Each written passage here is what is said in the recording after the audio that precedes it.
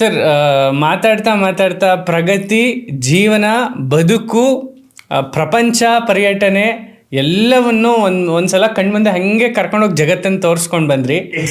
ನಿಮ್ಮ ಒಳ ಜಗತ್ತಿನ ಶಕ್ತಿ ಏನು ಸರ್? ಅಲ್ಲ, ನನ್ನ ಒಳ ಜಗತ್ತಿನ ಶಕ್ತಿ ಅಂದರೆ ನನ್ನ ಮೇಲೆ ಇರತಕ್ಕಂಥ ಆತ್ಮವಿಶ್ವಾಸ.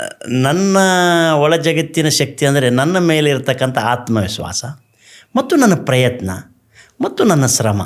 ಅದೇ ನನ್ನ ಗುಟ್ಟು. ಸೊ ಈ ನಡುವೆ ನಿಮ್ಮನ್ನು ನಂಬಿಕೊಂಡು ಒಂದು ಫ್ಯಾಮಿಲಿ, ನಿಮ್ಮ ಮಡದಿ, ಅವ್ರ ಬಗ್ಗೆ ಹೇಳಲೇ ಇಲ್ಲ, ನೀವು ಮಾತಾಡಲೇ ಇಲ್ಲ. ನನ್ನ ಕುಟುಂಬ ಅಂದಾಗ ಅದು ಒಂಥರ ಅರ್ಧನಾರೀಶ್ವರನ ಥರ ಅದು ಅಲ್ವಾ. ಸೊ ಅಂದರೆ ದೇಹಕ್ಕೆ ಮನಸ್ಸಿಗೆ ಅಂಟ್ಕೊಂಡಿರತಕ್ಕಂಥದ್ದು ಅದು. ಕುಟುಂಬದ ಬಗ್ಗೆ ಹೇಳುವಂಥದ್ದು ಕೇಳುವಂಥದ್ದು ಅಂತ ಅಲ್ಲ, ಅದು ಮನಸ್ಸಲ್ಲಿ ಇರತಕ್ಕಂಥದ್ದು ಸಹಜವಾಗಿಯೇ ಅಲ್ವಾ. ಸೊ ನನ್ನ ಮನೆಯವರು ಪ್ರೇಮಾವತಿ ಉಪಾಸೆ, ಅವರು ಹೈಸ್ಕೂಲ್ ಟೀಚರ್ ಇದ್ದರು, MA B.Ed ಮಾಡಿದ್ದು. ಓಕೆ. ಸೊ ಮಗಳು ಈಶಾನಿ ಈಗ 6ನೇ ಕ್ಲಾಸ್ ಓದ್ತಾ ಇದ್ದಾರೆ. ತಾಯಿ ಇದ್ದಾರೆ ನನ್ನ ಜೊತೆ. ನಮ್ಮೊಬ್ಬ ತಮ್ಮ ಇದ್ದಾರೆ, ಅವರು ಹೆಲ್ತ್ ಡಿಪಾರ್ಟ್ಮೆಂಟಲ್ಲಿ ವರ್ಕ್ ಮಾಡ್ತಾರೆ. ಅವ್ರ ಮಿಸ್ಸಸ್ ಟೀಚರ್ ಇದ್ದಾರೆ. ಹೀಗೆ ಎಲ್ಲರೂ ಈಗ ಎಲ್ಲ ಬೆಂಗಳೂರು ವಾಸಿಗಳೇ ಆಗಿದ್ದೀವಿ. ಬಿಜಾಪುರದಿಂದ ಅಲೆಮಾರಿಗಳಾಗಿ ಬಂದು ಈಗ ಬೆಂಗಳೂರು ವಾಸಿಗಳಾಗಿದ್ದೀವಿ. ಬೆಂಗಳೂರು ನಿಮಗೆ ಬದುಕನ್ನು ಕಟ್ಕೊಡೋದಕ್ಕೆ ಎಲ್ಲ ಒಂದು ಕಡೆ ಸಹಾಯಕವಾಗಿ ಬೆಂಗಳೂರು ನಿಂತಿದೆ ಇವತ್ತು. ಹೌದು, ಖಂಡಿತ ಅಲ್ಲ. ಮತ್ತು ಬೆಂಗಳೂರು ನನ್ನಂಥವನಲ್ಲಿ ಎಷ್ಟೋ ಲಕ್ಷಾವಧಿ ಜನಕ್ಕೆ ಬದುಕನ್ನು ಕೊಟ್ಟಿರ್ತಕ್ಕಂಥದ್ದು ಬೆಂಗಳೂರು. ಬೆಂದ ಕಾಳೂರು ಅಂತ ಹೇಳ್ತೀವಿ, ಕೆಂಪೇಗೌಡರು ಕಟ್ಟಿರೋ ನಾಡು ಅಂತ ಹೇಳ್ತೀವಿ, ಅದೆಲ್ಲವೂ ನಿಜನೇ. ಬೆಂಗಳೂರು ಅಂತ ಒಂದೇ ಅಂತಲ್ಲ, ನನಗೆ ಈ ನಗರೀಕರಣವಾಗಿ ಬೆಳೆಯುವ ಜಗತ್ತಿನ ಯಾವುದೇ ನಗರಗಳು ಕೂಡ ಹಳ್ಳಿಯಿಂದ ಬರ್ತಕ್ಕಂಥ ವಲಸೆ ಬರುವ ಎಲ್ಲ ಜನಗಳಿಗೆ ಆಸರೆಗಳನ್ನು ಕೊಟ್ಟಿರುವಂಥದ್ದು.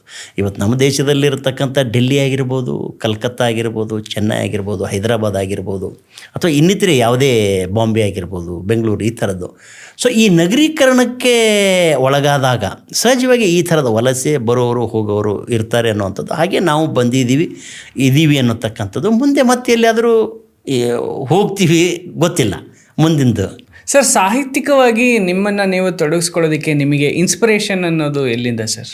ಸಾಹಿತ್ಯಿಕವಾಗಿ ನನಗೆ ತೊಡಗಿಸ್ಕೊಳ್ಳೋಕ್ಕೆ ನೋಡಿ, ನಾನು ನನ್ನ ಹಳ್ಳಿಯಲ್ಲಿದ್ದಾಗ ನೀವು ಜನಪದ ಕವಿ ಸಿಂಪಿ ಲಿಂಗನ ಹೆಸರು ಕೇಳಿರ್ಬೋದು, ಅಥವಾ ಹಲಸಂಗಿ ಗೆಳೆಯರ ಬಳಗ ಅಂತ ಬಹಳ ದೊಡ್ಡದು, ಮಧುರ ಚೆನ್ನರು, ನನ್ನನ್ನೆಲ್ಲ ಅವರ ಕಾವ್ಯ ಸಂಕಲನ, ಅದೊಂದು ಅತ್ಯಂತ ಆಧ್ಯಾತ್ಮಿಕವಾದ ಸಂಗ್ರಹ. ಮತ್ತು ಸಿಂಪಿಲಿಂಗನ ಒಳ್ಳೆ ಜನಪದ ಕವಿಗಳು.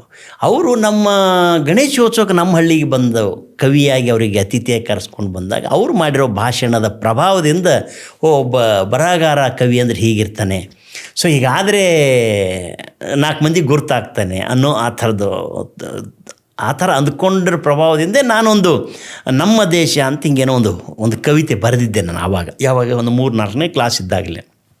ನಮ್ಮ ತಂಗಿ ನಿರ್ಮಲಾ ಅಂತ ಆ ಗೀತೆ ಅವಳು ನಾಡೋದಿ ಉತ್ಸವದಲ್ಲಿ ಹಾಡಿದ್ಲು, ಅದಕ್ಕೆ ಪ್ರೈಸ್ ಬಂದಿತ್ತು ಅದು.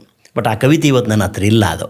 ಅದು ಬರೆದ್ರೆ ಹಾಡಿದ್ರೆ ಹಿಂಗೆಲ್ಲ ಪ್ರೈಸ್ ಬರ್ತದಲ್ಲ ಅನ್ನೋದು, ಅಥವಾ ಈ ಥರದ ಒಲವು ಅದು ನನಗೆ ಸಾಹಿತ್ಯ ಓದ್ಕೊಳ್ಳೋಕ್ಕೆ ಅಥವಾ ಏನೋ ಅನಿಸಿದ್ದು ಬರೆಯೋದಕ್ಕೆ ಪ್ರಾರಂಭ ಆಗಿ ಅದು ಧಾರವಾಡಕ್ಕೆ ಬಂದಾಗ ಜಾಸ್ತಿ ಆಯಿತು. ಯಾಕಂದ್ರೆ ಧಾರವಾಡ ಸಹಜವಾಗಿ ಸಾಹಿತಿಗಳ ಕಲಾವಿದರ ಊರು.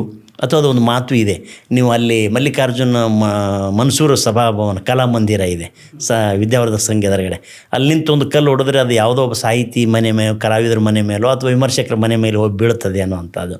ಸೊ ಹಾಗಾಗಿ ಅಲ್ಲಿ ಹೋದಾಗ ನನಗೆ ಸಹಜವಾಗಿಯೇ ಈ ಥರದ ಎಲ್ಲ ರಂಗ ತಂಡಗಳ ಸಂಪರ್ಕ ಏನು ಬಂತು.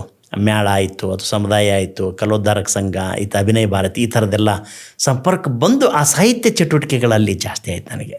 ಅಲ್ಲೇ ನಾನು ಡಿಗ್ರಿ 2ನೇ ವರ್ಷ ಇದ್ದಾಗಲೇ ನನ್ನ ಮೊದಲನೇ ಕವನ ಸಂಕಲನ ಬೆಳಕಿನ ನಡಿಗೆ ಅಂತ 1995ರಲ್ಲಿ ಬಿಡುಗಡೆ ಆಯಿತು. ಅದು ಹಾಗೆ ಕವಿತೆ ಬರೆಯೋದು, ನಾಟಕ ಬರೆಯೋದು, ಅದು ಈಗಲೂ ಅದು ಹಾಗೆ ಹವ್ಯಾಸವಾಗಿ ಮುಂದುವರೆದಿದೆ. ಸೊ ಇಲ್ಲಿವರೆಗೂ ಎಷ್ಟು ಪುಸ್ತಕಗಳನ್ನ ನೀವು ಬರೆದಿದ್ದೀರಾ? ಇಲ್ಲಿವರೆಗೂ ಒಂದು 10 ಪುಸ್ತಕಗಳು ಬಂದಿದೆ. ಈಗ ನನ್ನ PhD ಪುಸ್ತಕ ಬರಬೇಕು, ವಚನಮೂಲಕ ಸಾಂಸ್ಕೃತಿಕ ಅನುಸಂಧಾನ ಅಂತ, ಅದನ್ನು ಒಂದು ಪಬ್ಲಿಷ್ ಆಗ್ತಿದೆ. ಮತ್ತು ನಾನು ಬರೆದ ನಾಟಕಗಳದೇ ಎಲ್ಲರೂ ಕೇಳ್ತಾ ಇದ್ದಾರೆ, ನಾನು ಇತ್ತೀಚೆಗೆ ನಿಮ್ಮ ಬರೆದಿರೋ ಪುಸ್ತಕ ಕೊಡಿ ಅಂತೆಲ್ಲ. ಅದನ್ನು ನಾಟಕಗಳು ಸೇರಿಸಿ ಡಾಕ್ಟರ್ ಸಂಗಮೇಶ್ ಉಪಾಸೆ 3 ನಾಟಕಗಳು ಅಂತೇಳಿ ಒಂದು ಪುಸ್ತಕ, ಆಮೇಲೆ ಡಾಕ್ಟರ್ ಸಂಗಮೇಶ್ ಉಪಾಸೆ 3 ಕಾವ್ಯಗಳ ಸಂಗ್ರಹ ಅಂಥೇಳಿ ಒಂದು ಮಾಡ್ತಾಯಿದ್ದೀನಿ. ಆಮೇಲೆ ನನ್ನದೇ ಹೊಸ ಕವನ ಸಂಕಲನ ಒಂದು ಬರಬೇಕು, ಈಗ 4ನೇದು ಸತ್ತ ತಂದೆಗೊಂದು ಪತ್ರ ಅಂಥೇಳಿ. ನಮ್ಮ ತಂದೆ ಸತ್ತ ಮೇಲೆ ಅವರಿಗೆ ಸಾಂಕೇತಿಕವಾಗಿ ಬರೆದ ಪತ್ರದ ಹೆಸರು ಇಟ್ಕೊಂಡು ಒಂದು ಕಾವ್ಯ ಸಂಗ್ರಹ ಮಾಡ್ತಾಯಿದ್ದೆ, ಅದೊಂದು ಬರಬೇಕು. ಈ ಥರದ ಕೆಲಸಗಳ ಒತ್ತಡದ ಮಧ್ಯೆ ಈ ಸಿನಿಮಾ ಕೆಲಸಗಳ ಜೊತೆಗೆ ಈ ಬರಹ ಮತ್ತು ಈ ಥರದ್ದು ನಡೀತಾ ಇದೆ. ಒಟ್ಟು ಇಲ್ಲಿಯವರೆಗೂ ಎಷ್ಟು ಸೀರಿಯಲ್ಗಳಲ್ಲಿ ನಟನೆ ಮತ್ತು ನಿರ್ದೇಶನ ವಿಭಾಗದಲ್ಲಿ ಕೆಲಸ ಮಾಡಿದ್ದೀರಾ? ನಾನು 16 ಇಲ್ಲಿವರೆಗೂ ಒಂದು 20-30 ಸೀರಿಯಲಲ್ಲಿ ಕೆಲಸ ಮಾಡಿದ್ದೀನಿ. ಅಂದರೆ ನಟನೆ ಮಾಡಿದ್ದೀನಿ, ಬರೆದಿದ್ದೀನಿ, ಅಥವಾ ಬೇರೆ ಬೇರೆ ಕಾರ್ಯಕ್ರಮದಲ್ಲಿ ಪಾಲ್ಗೊಂಡಿದ್ದೀನಿ. ಅದು ಆಗಿದೆ ಒಂದು 10-30 ಆಗಿರ್ಬೋದೇ. ನಾವು ಸಾವಿರಾರು ಎಪಿಸೋಡ್ಗಳಾಗಿದೆ ಆ ಥರದ್ದೆಲ್ಲ. ಹಂಗೆ ಸಾವಿರಾರು ಎಪಿಸೋಡ್ ಮತ್ತು ಅವೆಲ್ಲ ಮಾಡಿದ್ದೀನಿ, ಬರೆದಿದ್ದೀನಿ, ನಟನೆ ಮಾಡಿದ್ದೀನಿ. ಆ ಥರದ್ದು ಸಿನಿಮಾನು ಒಂದು 30-35 ಸಿನಿಮಾ ಆಗಿದೆ. ಮೊದಲನೇ ಸಿನಿಮಾನೇ ನಂದು ವೀರ ಕನ್ನಡಿಗ, ಪುನೀತ್ ರಾಜ್ಕುಮಾರ್ ಅವ್ರ ಜೊತೆ. ಮತ್ತು ಕೊನೆಯದು ಯುವರತ್ನೂ ಪಾಪ ಅವ್ರ ಜೊತೆ ಕೊನೆಯದು 2 ಸಿನಿಮಾ ಮಾಡಿದ್ದು, ಅದು ಕೊನೆಯ ಸಿನಿಮಾ ಆಯಿತು. ಅದು ಆಯಿತು. ಆಮೇಲೆ ಇದು ರಂಜಾನ್ ಅಂತ ಒಂದು ನಾನು ಪ್ರಮುಖ ಪಾತ್ರ ಮಾಡಿದೆ. ಇತ್ತೀಚೆಗೂ ಈಗಲೂ ಮಾಡಿದೆ. ಅದೇ ನಂದೇ ಒಂದು ಗಲ್ಬಿಲಿ ಗೋವಿಂದ ಅಂತೂ ಮಾಡ್ತಾಯಿದ್ದೀನಿ ಅನ್ನೋದೊಂದು. ಜೊತೆಗೆ ನಮ್ಮ ಸ್ನೇಹಿತರದು ಜಗದೀಶ್ ಕೊಪ್ಪ ಅಂತ ಅವ್ರದ್ದೊಂದು K11 1977 ಅಂತ ಒಂದು ಸಸ್ಪೆನ್ಸ್ ಥ್ರಿಲ್ಲರ್ ಮೂವಿ, ಅದರಲ್ಲಿ ಮಾಡ್ತಾಯಿದ್ದೀನಿ. ಆಮೇಲೆ ಇನ್ನೊಂದು ಶಶಾಂಕ್ ರಾಜ್ ಅಂತ ನಮ್ಮ ಸಿನಿಮಾ ನಿರ್ದೇಶಕರು, ಅವ್ರ ಜೊತೆ ಒಂದು ಡರ್ಟಿ ಮ್ಯಾನ್ ಅಂತ ಒಂದು ಮಾಡ್ತಾಯಿದ್ದೀನಿ. ಆಮೇಲೆ ವಕ್ರತುಂಡ ಅಂತ ನಮ್ಮ ಹರೀಶ್ ಕುಂದೂರ್ ಅಂತೇಳಿ ಒಂದು ಅಲ್ಲಿ ಪಾತ್ರ ಮಾಡ್ತಾಯಿದ್ದೀನಿ. ಹಿಂಗೆ ಟೈಮ್ ಇದ್ದಾಗ ರಜೆಗಳಲ್ಲಿ ಯಾರು ಸಾಟರ್ಡೆ ಸಂಡೇ ರಜೆಗಳಲ್ಲಿ ಮಾಡ್ತಾರೋ ಅವ್ರ ಜೊತೆ ಟೈಮ್ ಇದ್ದಾಗ ಮಾಡ್ತಾಯಿರ್ತೀನಿ. ಬದುಕಿಗಾಗಿ ನಿಮ್ಮ ಒಂದು ಪ್ರೊಫೆಷ್ನಲ್ಗಾಗಿ ನಿಮ್ಮ ಬದುಕನ್ನು ಕಟ್ಕೊಳ್ಳೋದಕ್ಕಾಗಲಿ ಒಂದು ಕೆಲಸ ಆದರೆ, ಇನ್ನೊಂದು ನಿಮ್ಮ ಅಭಿವ್ಯಕ್ತಿತ್ವಕ್ಕಾಗಿ, ಇನ್ನೊಂದು ನಿಮ್ಮ ಆಸಕ್ತಿಗಾಗಿ. ಅಂದರೆ 24 ಗಂಟೆನೂ ಬ್ಯುಸಿ ಪರ್ಸನ್, ಒಂದು ನಿಮಿಷನೂ ಕೂಡ ನೀವು ಫ್ರೀನೇ ಇರೋದಿಲ್ಲ. ನಾನು ಫ್ರೀ ಅನ್ನೋ ಮಾತೇ ಇಲ್ಲ. ಸಮಯ ಮೋಸ್ಟ್ಲಿ 24 ಗಂಟೆಯಿಂದ ಇನ್ನೊಂದು 4 ಅವರ್ ಎಕ್ಸ್ಟೆಂಡ್ ಆದರೆ 28 ಗಂಟೆಗಳಾದರೆ ಬಹುಶಃ ಆ ಗ್ಯಾಪ್ನ ಫಿಲಪ್ ಮಾಡ್ತೀರಾ ಅನ್ಸುತ್ತೆ ನೀವು. ಇಲ್ಲ, ನಾನು ಆಲ್ವೇಸ್ ಬ್ಯುಸಿ. ಅಂದರೆ ಏನಾದರೂ ಮಾಡ್ತಾ ಇರ್ತೀನಿ. ಅಂದರೆ ಬದುಕೋದು ಅಂದರೆ ಏನಾದರೂ ಮಾಡೋದು ಅಂತ ನನ್ನ ಪ್ರಕಾರ. ಬದುಕೋದು ಅಂದರೆ ಸುಮ್ಮನೆ ತಿಂದು ಉಂಡು ಮಲ್ಕೊಳ್ಳೋದು ಸಾಮಾನ್ಯವಾಗಿ ಎಲ್ಲರೂ ಮಾಡುವಂಥದ್ದೇ. ಮತ್ತು ಎಲ್ಲರೊಳಗೂ ನಾವು ಒಬ್ಬರಾಗಿದ್ದರೆ ಅದಕ್ಕೆ ಅರ್ಥ ಇರೋದು ಇಲ್ಲ ಅಂತ ನಮ್ಮ ಅನಿಸುತ್ತೆ. ಮತ್ತು ಇಷ್ಟೆಲ್ಲ ಕಷ್ಟ ಬಿದ್ದಾಗ ನಾವು ವಿಶೇಷವಾಗಿ ಏನಾದ್ರು ಮಾಡಬೇಕು ಅಂದಾಗಲೇ ತಾನೇ ಸಾಧ್ಯ ಆಗೋದು. ಹಾಗಾಗಿಯೇ ನಾನು ಆಲ್ವೇಸ್ ಅಂದರೆ ಯಾವತ್ತೂ ಬ್ಯುಸಿ ಇರ್ತೀನಿ. ಮತ್ತು ಅದನ್ನು ಸಮಯದ ಸದುಪಯೋಗ, ಟೈಮ್ ಮ್ಯಾನೇಜ್ಮೆಂಟ್ ಅಂತೀವಿ ಅದನ್ನು. ಅಟ್ಲೀಸ್ಟ್ ನಾವು ಫೋನ್ ಮಾಡಿದ ಮೇಲಾದರೂ 3 ತಿಂಗಳ ನಂತರ ನಮ್ಮ ಸ್ಟುಡಿಯೋಗೆ ಬಂದಿದ್ದೀರಾ, ನಿಮ್ಮ ಬದುಕಿನ ಪುಟಗಳನ್ನು ನಮ್ಮ ಜೊತೆ ತೆರೆದಿಟ್ಟಿದ್ದೀರಾ. ಇನ್ನಷ್ಟು ಸಂತೋಷ, ಇನ್ನಷ್ಟು ನಿಮ್ಮ ಅಭಿವ್ಯಕ್ತಿತ್ವ, ಆಸಕ್ತಿಯಂತೆ ನಿಮ್ಮ ಬಾಳು ಬೆಳಗಲಿ ಅನ್ನೋದೇ ನನ್ನ ಒಂದು ಆಶಯ. Thank you so much. ನನ್ನ ಸ್ಟುಡಿಯೋಗೆ ಬಂದು ನಿಮ್ಮ ಮನಸ್ಸಿನ ಮಾತುಗಳನ್ನು ನನ್ನ ಜೊತೆ ಹಂಚ್ಕೊಂಡು ಇಡೀ ನಮ್ಮ ವೀಕ್ಷಕರಿಗೆ, ನೋಡುಗರಿಗೆ ನಿಮ್ಮ ಬದುಕಿನ ಒಂದು ಭಾವನೆಯನ್ನೇ ತೆರೆದಿಟ್ಟಿದ್ದೀರಾ. Thanks a lot. ಧನ್ಯವಾದಗಳು. ನೀವು ಕೂಡ ಅಷ್ಟೇ. ನೀವು ನಿಮ್ಮ ಶ್ರೀಮತಿಯವರು ಅವರು ಕೂಡ ನನ್ನ ಒಂದಷ್ಟು ಎಪಿಸೋಡ್ಗಳೆಲ್ಲ ಮಾಡಿದ್ದಾರೆ. ನಮ್ಮ ಕಚೇರಿಗೆ ಬಂದರು, ನಮ್ಮ ಮನೆಗೆ ಬಂದರು, ಅವೆಲ್ಲ ಮಾಡಿದ್ರು. ಆಮೇಲೆ ಇದು ಹೊಸ ಕಾನ್ಸೆಪ್ಟು ಪಾಡ್ಕಾಸ್ಟ್ ಅನ್ನೋವಂಥದ್ದು. ಸೊ ಈ ಥರದ್ದು ಇತ್ತೀಚೆಗೆ ನೋಡಿ ಮಾಧ್ಯಮಗಳು ಬೆಳೆದ ಮೇಲೆ ಭಾಳಷ್ಟು ಜನಗಳಿಗೆ ನೀವು ಎಲೆಮರೆ ಕಾಯಾಗಿರ್ತಕ್ಕಂಥವ್ರು ಭಾಳ ಜನಗಳಿಗೆ ಗುರುತಿಸ್ತೀರಿ. ವಿಶೇಷವಾದ ಸಾಧನೆ ಮಾಡೋರನ್ನ ಸಮಾಜದ ಮುಂದೆ ತೋರಿಸ್ತೀರಿ. ಸೊ ಎಲ್ಲ ದೊಡ್ಡ ದೊಡ್ಡ ಮಾಧ್ಯಮಗಳು, ದೊಡ್ಡ ದೊಡ್ಡ ಪತ್ರಿಕೆಗಳೇ ಬರೀಬೇಕು ಮಾಡಬೇಕು ಅನ್ನೋದಿಲ್ಲ. ಇವತ್ತು ಮಾಧ್ಯಮದ ವ್ಯಾಖ್ಯಾನ ಬದಲಾಗಿದೆ. ಯಾಕಂದ್ರೆ ನಾನು ಮಾಧ್ಯಮದಲ್ಲಿದ್ದವನು, ಸ್ವತಃ ಪತ್ರಿಕೆ ನಡೆಸೋದವನು. ನನಗೆ ಇದರ ಎಲ್ಲ ಇತಿಮಿತಿಗಳೂ ಗೊತ್ತಿದೆ ಮತ್ತು ಕೆಲಸನೂ ಮಾಡಿರೋ ಅನುಭವವೂ ಇದೆ. ಆದರೆ ಇತ್ತೀಚೆಗೆ ಮಾಧ್ಯಮದ ವ್ಯಾಖ್ಯಾನ ಬದಲಾಗಿದೆ. ಆಮೇಲೆ ಮಾಧ್ಯಮ ಇವತ್ತು ಎಲ್ಲರಿಗೂ ಎಕ್ಸೆಸ್ ಆಗಿದೆ. ಮತ್ತು ಈ ಎಕ್ಸೆಸ್ ಆಗೋದ್ರ ಮೂಲಕ ವಿಶೇಷವಾದಂಥ ಕೆಲಸ ಮಾಡೋದಂಥವ್ರಿಗೆ ಗುರುತಿಸಿದಾಗ ಇದು ಬರೀ ನಮ್ಮತನ ನಾವು ಹೇಳ್ಕೊಳ್ಳೋದಂತಲ್ಲ, ಭಾಳಷ್ಟು ಜನಗಳ ಮನುಷ್ಯನ ಮೇಲೆ ಪರಿಣಾಮ ಆಗಿ ಅವರಿಗೂ ಅನಿಸುತ್ತೆ ನಾವು ಏನಾದರೂ ಮಾಡಬೇಕಲ್ಲಪ್ಪ ಅಂತ ಅನ್ನಿಸ್ಬೇಕು ಅಂತ. ಈಗ ನಾವು ದೊಡ್ಡ ಸಾಧಕರು ಅಂತಲ್ಲ, ಅಥವಾ ನಮ್ಮದೇ ಜೀವನ ಭಾಳ ಘೋರವಾದದ್ದಂತಲ್ಲ. ನಮಗಿಂತಲೂ ಘೋರವಾದ ಜೀವನವನ್ನು ಈ ದೇಶದ ಬಾರ್ಡರಲ್ಲಿ ನಿಂತಂಥ ಸೈನಿಕರು ಕಳೀತಾರೆ. ಹೌದು. ಜಮ್ಮು ಕಾಶ್ಮೀರದಲ್ಲಿ ಕೆಲಸ ಮಾಡುವಂಥ ಒಬ್ಬ ಸಾಮಾನ್ಯ ಅಂದ್ರೆ ಸೈನಿಕರು ನಮಗಿಂತ ಒಂದು ಭೀಕರವಾದ ಬದುಕನ್ನು ನಡೆಸ್ತಾರೆ. ಅವರಿಗೆಲ್ಲ ಹೋಲಿಸ್ಕೊಂಡ್ರೆ ನಮ್ಮದು ಯಾವ ಜೀವನ ಆ ಲೆಕ್ಕಕ್ಕೆ ಅಲ್ವಾ? ಅಥವಾ ನಮ್ಮ ಜೊತೆ ಇರ್ತಕ್ಕಂಥ ಕಣ್ಣಿಲ್ದೇ ಇರ್ತಕ್ಕಂಥ ಅಂದರು ಭಾಳ ಭೀಕರವಾದ ಬದುಕು ನಡೆಸ್ತಾರೆ. ಅವ್ರಿಗೆ ಹೋಲಿಸೋದ್ರೆ ನಂದು ಯಾವುದು ಕಷ್ಟ ಅಂತ ನನಗನ್ಸುತ್ತೆ. ಅಥವಾ ನನ್ನ ಜೊತೆ ಇರ್ತಕ್ಕಂಥ ಎಷ್ಟೋ ಅಂಗವಿಕಲರು ಬದುಕು ಕಟ್ಕೊಳ್ತಾರೆ, ಅವ್ರಿಗೆ ಹೋಲಿಸಿದ್ರೆ ನಾನು ಯಾವುದು ಅಂತ ಅನಿಸುತ್ತೆ. ಹಾಗಾಗಿ ನನಗನ್ನಿಸೋದು ಈ ಥರದ ಬದುಕನ್ನು ಕಟ್ಕೊಳ್ಳಿಕ್ಕೆ ಸಾಧ್ಯವಾಗಿಸುವಂಥದ್ದು, ಅಥವಾ ಈ ಥರ ಬದುಕಿನಲ್ಲಿ ವಿಶೇಷವಾದ ಕೆಲಸ ಮಾಡಿದವರು ಅಂತ ನೀವು ಗುರುತಿಸಿ ನೀವು ಮಾಡೋದಿದೆಯಲ್ಲ, ಇದನ್ನು ಕೂಡ ಭಾಳ ಒಳ್ಳೆಯ ಕೆಲಸನೇ. ಇದನ್ನು ಕೂಡ ಒಂದು ಜ್ಞಾನದ ದಾಸೋಹ. ಇದೊಂದು ಅವಕಾಶ, ಇದೊಂದು ಅಪಾರ್ಚುನಿಟಿ. ಈಗ ನೀವು ಏನು ಹೇಳಿತ್ತೀರಿ ಅದನ್ನು ಜನ ನೋಡ್ತಾರಲ್ಲ. ಹೌದು. ಇಷ್ಟ ಆದ್ರೆ ನೋಡ್ತಾರೆ, ಈಗ ಕಷ್ಟ ಆದ್ರೆ ಬಿಡ್ತಾರೆ, ಅದು ಬೇರೆ ವಿಷಯ. ಅಥವಾ ಬೇಡ ಅಂದರೆ ಬೇಡ ಅಂತ ಹೇಳ್ತಾರೆ. ಅವ್ರು ಜನ ಭಾಳ ಬುದ್ಧಿವಂತರಿದ್ದಾರೆ, ಪ್ರಬುದ್ಧರಿದ್ದಾರೆ. ನಾವು ಸುಮ್ಮನೆ ಏನೋ ಹೇಳಿದ್ರು ಅವ್ರು ಕೇಳೋದಿಲ್ಲ. ಆಮೇಲೆ ನೀವು ಏನು ತೋರಿಸಿದ್ರು ಎಲ್ಲ ನೋಡ್ತಾರಂತ ನಾವು ಹಂಗೆ ಅಂದ್ಕೋಬೇಕಾಗಿಲ್ಲ. ತುಂಬ ಪ್ರಬುದ್ಧರಾಗಿದ್ದಾರೆ. ಆಮೇಲೆ ಏನದು ಹಂಸ ಹಾಲು ನೀರಿನಲ್ಲಿ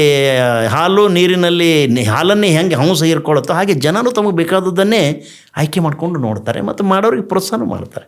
ಹಾಗೆ ನೀವು ಕೂಡ ಮಾಡ್ತಾ ಇರೋದು ಕೂಡ, ನೀವು ಗಂಡ ಹೆಂಡತಿ ಒಟ್ಟಿಗೆ, ಅದು ನೀವು ಮಾಧ್ಯಮ ಅಂದರೆ ಇಬ್ಬರು, ಅಂದರೆ ನಾನು ಬರುವಾಗ ಅದನ್ನು ನೋಡಿದೆ, ನೀವು ಗಂಡ ಹೆಂಡ್ತಿನೇ ಗಂಡಗೆ ಇಂಟ್ರೂ ಮಾಡೋದು, ಗಂಡಗೆ ಹೆಂಡತಿ ಇಂಟ್ರೂ ಮಾಡೋದು ಅನ್ನೋದು ಇಟ್ಸ್ ವಂಡರ್ಫುಲ್ ಕಾನ್ಸೆಪ್ಟ್. ಅದೇ ಸತಿಪತಿಗಳೊಂದಾದ ಭಕ್ತಿ ಹಿತವಾಗಿಪ್ಪುದು ಶಿವಂಗಿ ಅನ್ನೋ ಅರ್ಥದಲ್ಲಿ ನೀವು ಮಾಡೋ ಪ್ರಯತ್ನನೂ ಖಂಡಿತ ನಿಮ್ಮ ಶ್ರಮ ನಿಮ್ಮನ್ನು ಕೈ ಹಿಡಿತದೆ ಅಂತಲೇ ನಾನು ಆಶಿಸ್ತೀನಿ. Thank you sir. ಅಲ್ವಾ? Thank you. ನಮಸ್ಕಾರ. ನಮಸ್ಕಾರ. Such an inspiring story sir ನಿಮ್ಮದು. ನಿಜ, ಅದು ನಿಜ, ಅದ್ರ ಬಗ್ಗೆ ಏನು ಡೌಟ್ ಇಲ್ಲ. ನನ್ನ ಜೀವನ ಅದೆಲ್ಲನೂ ಇನ್ಸ್ಪೈರಿಂಗ್ ಇದೆ, ಅದ್ರ ಸತ್ಯನೇ, ಸುಳ್ಳೇನಲ್ಲ. ಅಥವಾ ಬೇರೆಯವ್ರಿಗೆ ಅದೊಂದು ಮಾದರಿನೇ. ಅದು ಭಾಳ ಜನ ನನಗೆ ಅದಕ್ಕೆ ಮಾತಾಡ್ಲಿಕ್ಕೆ ಶಾಲಾ ಕಾಲೇಜಿಗೆ ಕರೀತಾರೆ.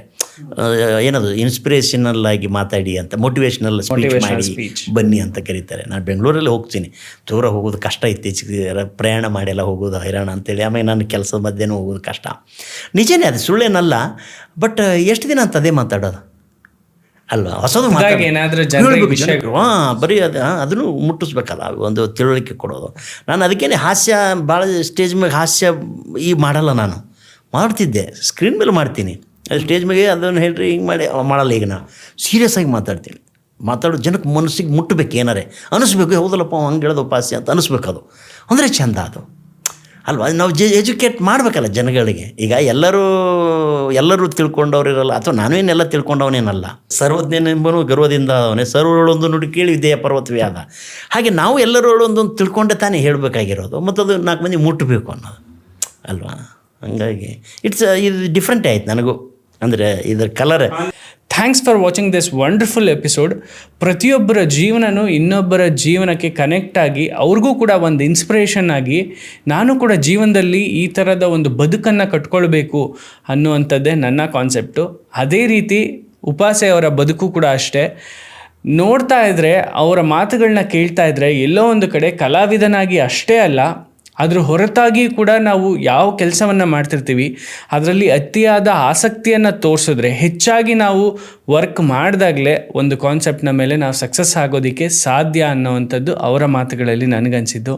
ಸೊ ಎನಿಹೌ, ಈ ಎಪಿಸೋಡ್ನ ನೀವೆಲ್ಲರೂ ನೋಡಿದ್ದೀರಾ, ನಿಮಗೆಲ್ರಿಗೂ ಖುಷಿಯಾಗಿರುತ್ತೆ. ಈ ರೀತಿಯಾದಂತಹ ಒಬ್ಬ 2000ನಲ್ಲಿ ಕಂಡಂಥ ನಾನು ಒಬ್ಬ ನಟನನ್ನು ಕರ್ಕೊಂಡು ಬಂದು 2025 ಸಂದರ್ಶನ ಮಾಡಿದ್ದೀನಿ.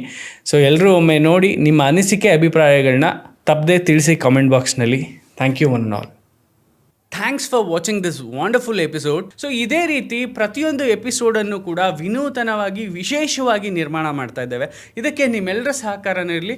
ತಪ್ಪದೆ ಸಬ್ಸ್ಕ್ರೈಬ್ ಮಾಡಿ ಕನ್ನಡ ಪಾಡ್ಕಾಸ್ಟ್. ಹಾಗೆ ಈ ವಿಡಿಯೋ ನಿಮಗೆ ಇಷ್ಟ ಆದರೆ ಮಿಸ್ ಮಾಡದೆ ಶೇರ್ ಮಾಡಿ, and don't miss to like our episodes. Thanks for watching.